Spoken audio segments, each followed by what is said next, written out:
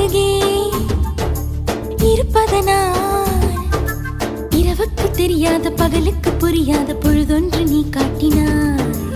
இதயத்தில் நீ இருப்பதனால் நான் தூங்கும் நேரத்தில் என்னுள்ளே தூங்காமல் நெஞ்சுக்குள் வாயாடினாய். கண்ணாடி நீ கடிகாரம் நான் உன்னுள்ளே ஓடோடி வாழ்வே. காதல் எனும் கடுதாசினி என்றென்றும் அன்புடன் நான்